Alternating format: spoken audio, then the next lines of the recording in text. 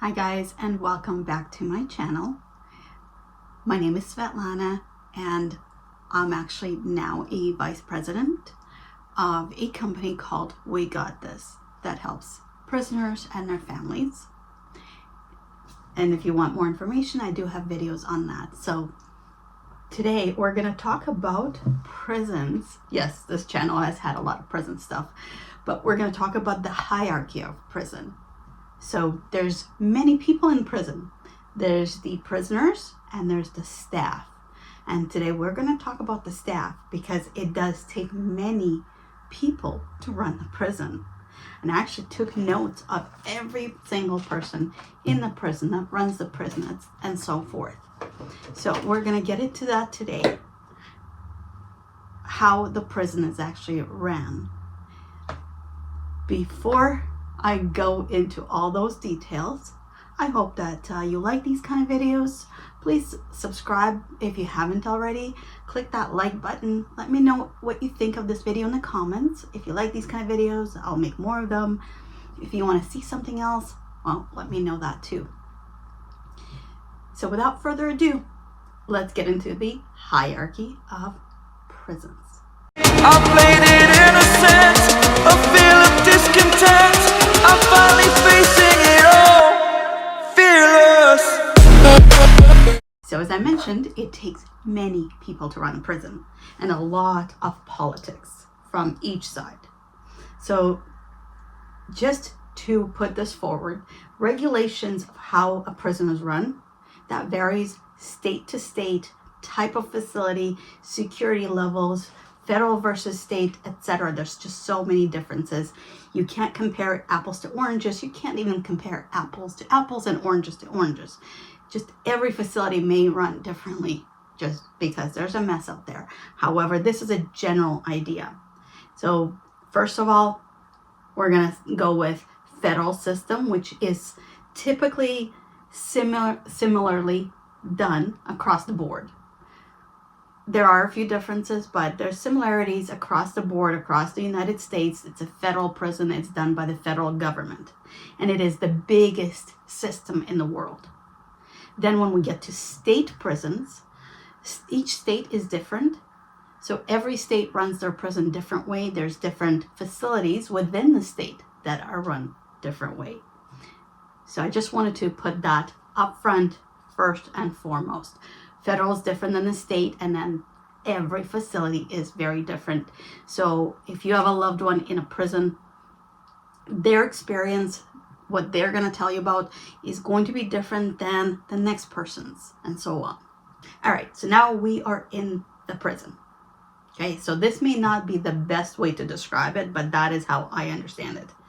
Every prison has two sides, custody and civilian. They try to work together, but they are different sides that work together for the best of all institutions. So the custody sides are typically people you're going to see in uniforms. They are your guards, your COs, your wardens, your lieutenants, your majors, whatever that may be. These are the men and women that you're going to see in the uniform, so to speak. So they're responsible for your daily operations, your safety and security, all of that kind of stuff. That is custody. And then on this side, we have civilians. So civilian are people that are counselors, medical, teachers. They're the people that commonly could come from outside of the prison. So even volunteers can fall in this side. A lot of them may be employed by the prison, for example, payroll staff, and some of them, they could be volunteers that are coming in, and they could be students, anything like that. So we have our custody and we have our civilians. That is how they run the prison altogether, whether you go federal or state. Now, universally across all U.S. prisons, there is a warden. Different facilities have different names for the warden. Sometimes it's the superintendent, sometimes it is the warden, but basically he is the boss. I think Bruce Springsteen is the boss, but the warden is typically the boss. He's the head of the place. Nothing happens without the warden knowing. He's in charge. Although, the warden does have a higher up. So don't forget that if you're having an issue with a facility, if you're having an issue and you've gone as far up as the warden or superintendent, there is still higher ups to go. So in the federal system, you have BOP, which is Bureau of Prisons. In the state prison, you have the DOC, which is Department of Corrections. And then it goes up from there up to the governors and all your politicians, etc. But the warden is in charge of that facility. So that is your top dog. Now, I took very, very detailed notes from different people, different prisons, just to give you an overview. And we're going to talk about security. This is the security side. This is the custody. These are not the civilian. This is the custody security side. We're going to go from the bottom up and kind of like Lego. We're going to stack that tower. So we start with the guards. Whether you call them correctional officers, guards, these are the front line security staff. And these are the people that man the units. They're in charge of the day-to-day stuff. They're up there on the towers with their guns and the rifles and so on. They are in your day-to-day stuff. They're responsible for that safety and security of the prison. So in prisons that are medium security or higher, there are usually 2 trucks that monitor the perimeter of the facility at all times. They always go around. Usually they don't have those in the minimum. Sometimes they do. So the guards usually come right out of the academy. However, lately the requirements of being a correctional officer have been lowered due to staff shortages. So some of them only have their high school or GED. I think that's a little bit unfortunate because you do have more need for understanding and experience and schooling, but basically you don't need a lot of education to become a correctional officer. Often you get a lot of young people that are not experienced. They're paid very low wage. Some of them just came out of the military. Some of them even just came out of high school. And sometimes they have that power kick to them. Like, look, I got a badge and I can do whatever I want. Some of them are really nice people, but they're overwhelmed. And when it comes to places like working in solitary confinement or people that are vulnerable, they just don't have the experience or the knowledge of what to do, in my opinion. However, I'm going to leave my opinions out of this as much as I can and give you the logistics. So that's your correctional officers, the bottom levels, your everyday staff. Now you have your senior guards, your senior officers. So these have been around for a while. They've been there longer. They're not lieutenants or sergeants. They just don't want to be promoted. And there are different reasons why they don't want to be promoted. Maybe they don't want to deal with politics. Maybe they want certain hours. There's different reasons. They're just senior guards, but they're not higher level ranks. Now, speaking of ranks, we're going to go up. So start with the guards. Now we are next level, which is the sergeant. So once you're promoted, you go from your senior guard to a sergeant. Now, a sergeant supervises COs, correctional officers, and they oversee the daily prison activities. Their duties, and I'm reading this right off the actual website of prisons in the United States. So officially, the duties involve enforcing rules and regulations, conduct assessments and inspections, investigate suspicious activities and violations. They resolve inmate conflicts and monitor programs. They have the authority to manage officer schedules, delegate responsibilities, and maintain weapons and equipment. So you typically may have a guard and a sergeant that come in and do a cell search, etc. So the sergeant is the next level higher up. Now, if you're a sergeant and you get promoted, the next level is a lieutenant. So lieutenant is one step above the sergeant. Now for a lieutenant, They get that promotion from being a sergeant up to lieutenant position by the addition of administrative duties and responsibilities. And that is part of that security and safety of the institution. So basically, they are higher than the guards. They're higher than the sergeants because they actually do more administrative, more paperwork than the sergeants would do. So lieutenants are typically also in charge of the day-to-day management of a shift. They're in charge of other staff. They may also manage civilian staff. So if you have a class going on, you may have a lieutenant that has to authorize for that program or that class to take place. The lieutenants make sure that the staff run the shifts correctly. What does that mean? It means they oversee activities like staff allocations. Is that staff in the right placement? Should that staff be in solitary confinement unit? Should that staff be on this yard versus that yard? What are their skills? Maybe they're lacking those skills and they need more training. They do shift briefings. They do inspections. They take care of sick calls. So if somebody calls in sick, well, they may have to fill in or find somebody to fill in. They do a lot of the recreation and work assignments. So if you have a prisoner who needs a work position, the lieutenant is typically the one that will go through and see what jobs are available in the prison and assign that job to that inmate. What else? Well, the lieutenants may direct management of inmates for court or medical transport. So if you have somebody that needs to go to medical, whether it's within the prison or especially if it's a transport to a hospital or to a medical provider, the lieutenants will oversee that. They will make that arrangement, whether it's medical or court. They arrange trainings. They do performance reviews of other staff. So with this senior rank, a lieutenant can actually run the SHU. That's a solitary confinement unit, also known as special housing unit. We always call it the SHU. So a lieutenant could run the SHU by themselves. They're in charge of the staff working there. So they're in charge of that unit. They can run the main line, which is your main general population. They can manage emergencies like fights, escapes, etc. And they can perform investigations. So if you have a prisoner that is taken to the hole, to the SHU, and there's an investigation in place, usually the lieutenant will be involved in that. So that is the job of the lieutenant. Now, we're going to go higher.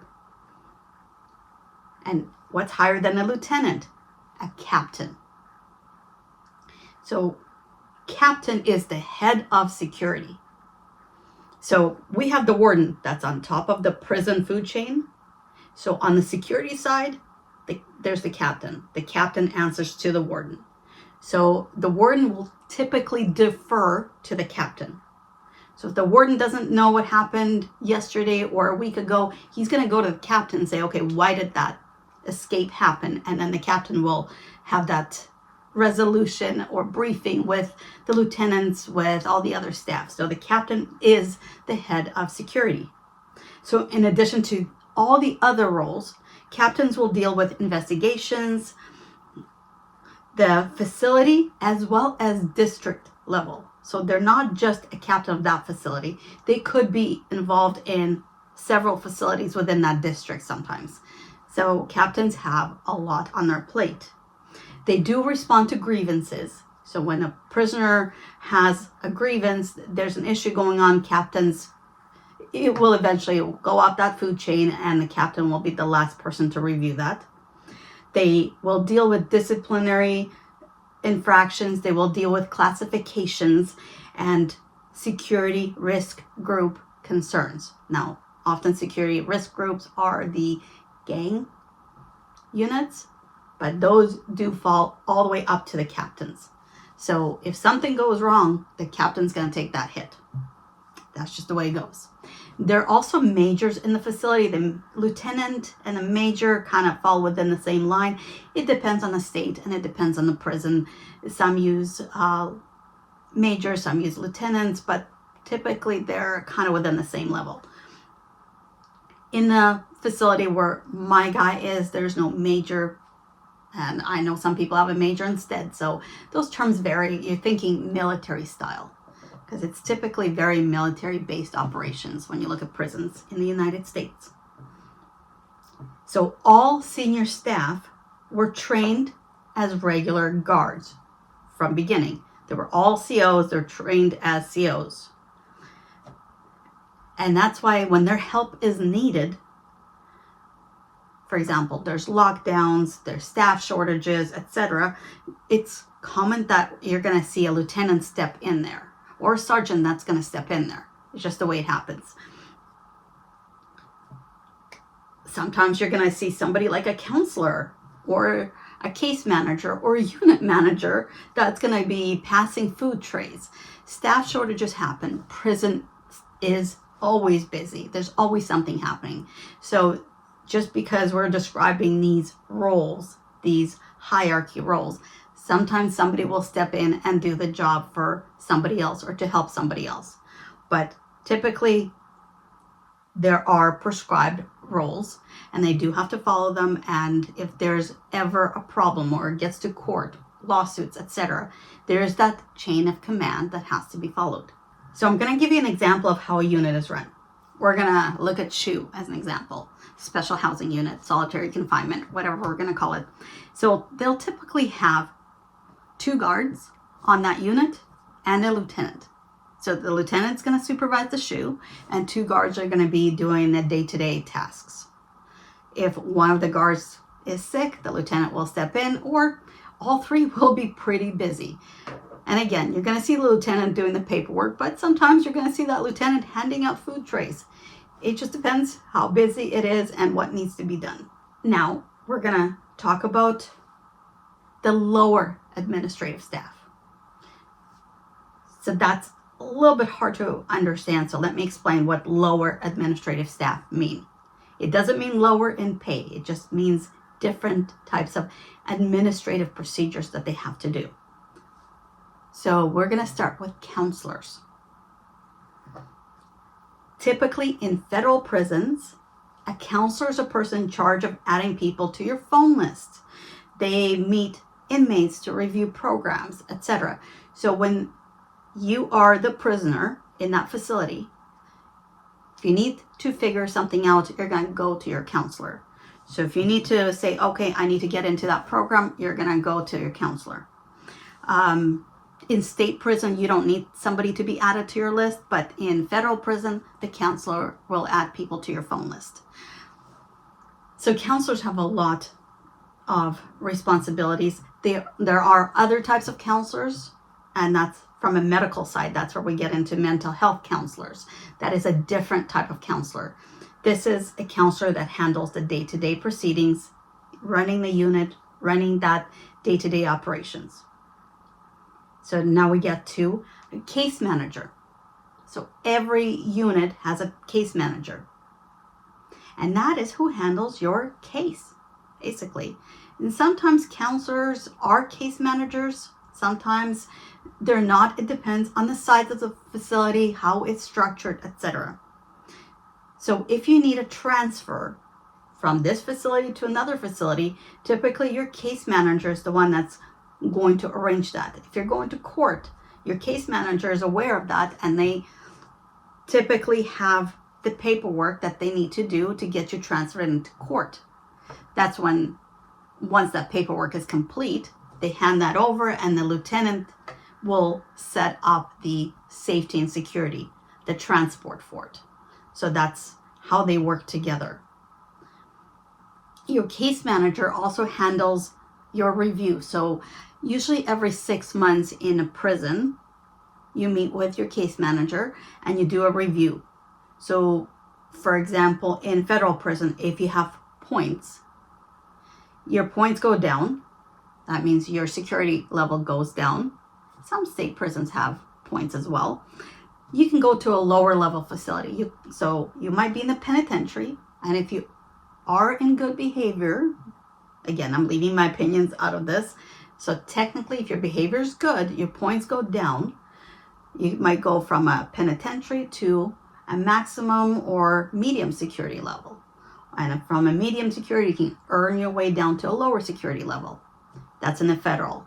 In a state prison, you might be in a level 4 facility, and you can earn your points to go down, meaning you're going to get to go to level 3 facility, level 2 facility. So you're going to have more privileges, more freedom, so to speak. So again, it's different depending on the facility. So we're going to go federal. You might go from penitentiary to an FCI, which is a medium. And in the state, you're going to go from level 4 to level 3 to level 2 and so on. So it depends what prison you're in, but that's the case manager that handles it. So your counselor goes over your programs, everything that you've done. They go through your points, and then they submit that to the case manager. And the case manager then decides if you qualify to lower your security level and go to a lower security level facility. Now, we also have unit managers. Now, the unit manager is a person that handles 1 or 2 units. So just like we talked about custody, a lieutenant may handle the whole unit. They may handle the shoe unit, or they may handle that yard. Here, a unit manager handles that unit from the administrative side. So it is a higher administration person, and they may be also in charge of the unit on the weekend. Sometimes lieutenant might be unavailable on the weekend, or they just can't afford to pay a lieutenant their wage on the weekend, and they may bring in a unit manager to handle it. So depending again on the prison and how busy it runs, how many issues they have on weekends.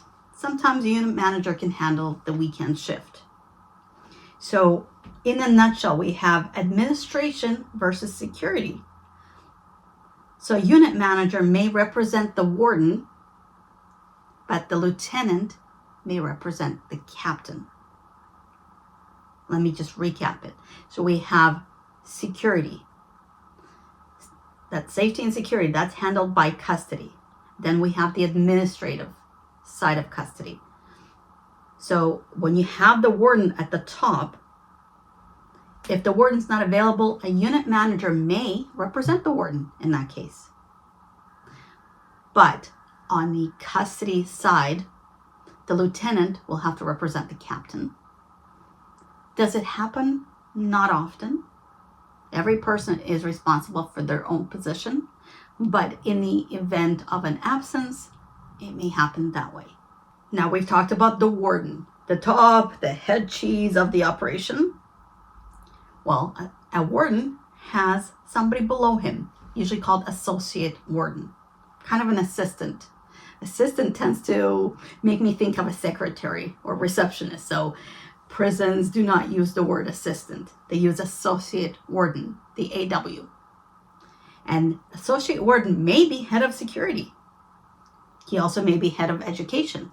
So associate warden have many positions. They may be head of the security. They may be head of the educational department. They may be head of counseling department. They may be head of different departments, usually one at a time, just because they're busy with that one. Trust me on that one. So that is our custody side. That is the men and women in the uniforms. That's who you see when you come in. That's typically who you deal with on a face-to-face basis. Now we're going to go to the civilian side of the prison. And these are people that are either paid to be in the prison, like payroll, or people that are contracted, like medical. Sometimes they're volunteers, etc. Well, let's go into this. So civilians technically are teachers, mental health counselors, health service staff, which is mainly nurses, because doctors are not part of that. Doctors are definitely subcontracted. They do come into the prison, or you go out to see a doctor, also known as the provider. So civilians are those people that are on the other side of the prison. They don't deal with custody. They don't deal with inmate fights or those kind of issues. Like I said, doctors not always present at an institution. Most institutions will not have a dentist or a doctor on site. Either they have one that comes in, or they will send you to the doctor, and the whole process has to be done for you to see a doctor. That's a whole different video. And on a side note, the doctor is not always licensed in the state that they are working in the federal prison. So if it's a state prison, the doctor is licensed in that state. If it's federal prison, the doctor doesn't have to be licensed in that state. They may be licensed in a different state, but can come in and work in the state that they are contracted to work in. So also on the civilian side, you're going to see the dental, the optical, and all of those. They are not there on a day-to-day basis. They come in at certain times. So there might be a week where you're going to have a dentist. He's going to see everybody during that week, and then they're gone. All right, so let me add these. Some people say they're not typically civilian staff, but they sort of are. It's kind of a gray area.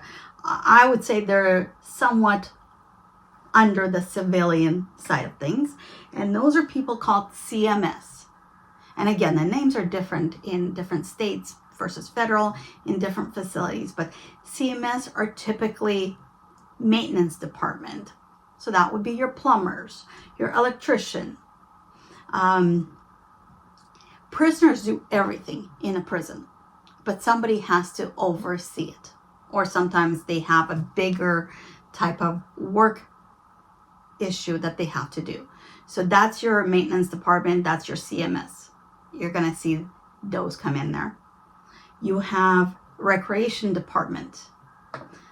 And so those are the people that supervise the inmates in the positions, and they have completely different uniforms.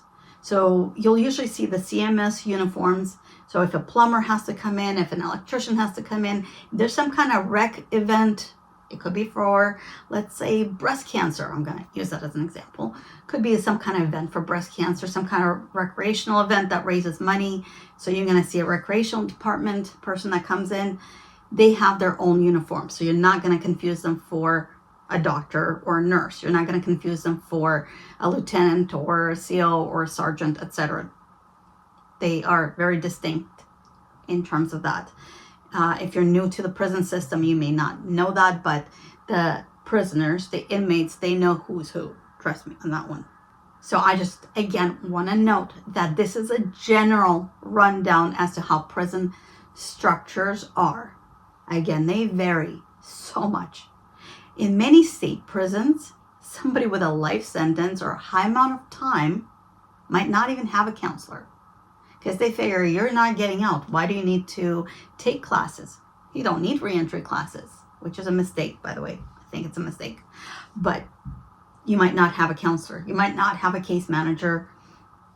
You might not be eligible for a lot of things. That is determined by the powers up above. So how the prison runs, this is the general overview.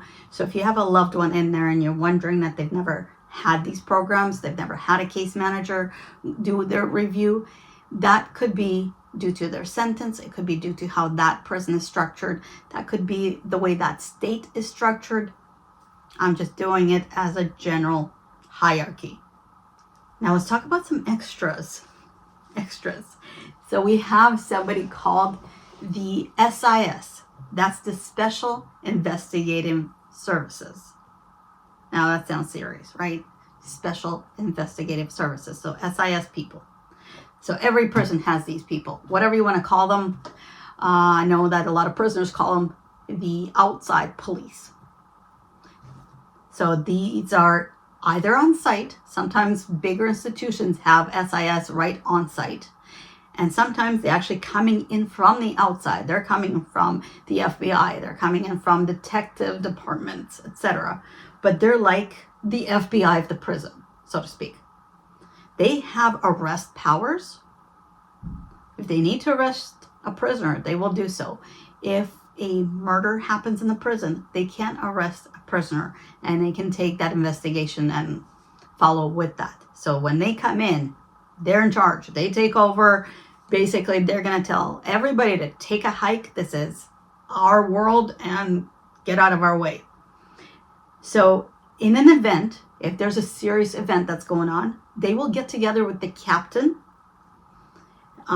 maybe even, and this is funny, but not funny, even the shot callers, and see what they need to do. So I know we said we're only dealing with staff, but the gang members typically have shot callers. That a shot caller is an inmate that's actually in charge of that gang. I'm not going to touch that part of it, but sometimes the SIS will talk to different gangs and see, okay, what's going on, and they try to get all the information. So they'll sit down with a captain of security, they'll sit down with some of the higher convicts or the shot callers, and they will investigate the hell out of things. They're not going to leave until they got answers. Right or wrong, they're going to get those answers. It sounds a little weird to say. I mean, the officials actually know who the gang members are. So yes, the officials do know who shot callers are, and they rely on them. They'll even call on them. They do rely on them to sometimes help keep the peace. They'll get them all together and say, hey, what can we do to control the situation? Because they don't want to see a riot. They don't want to see a prison riot, especially a racial or gang riot. So they do rely on those more than we know. I'm just going with the staff in this video. If you want me to talk about that kind of stuff, I can do another video on how the inmate part runs. But in this video, this is the hierarchy of the staff that run the prison. What role each person plays, how they are promoted into that role, and so forth.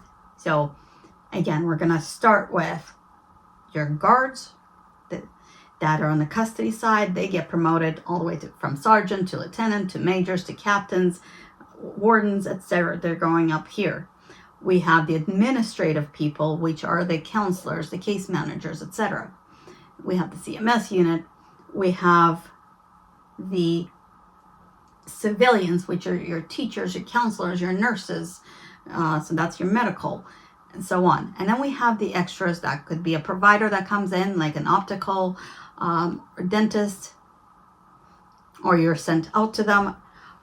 We have the maintenance departments, we have the recreation department. So there are a lot of aspects to running the prison. I mean, it is a well-run machine, so to speak.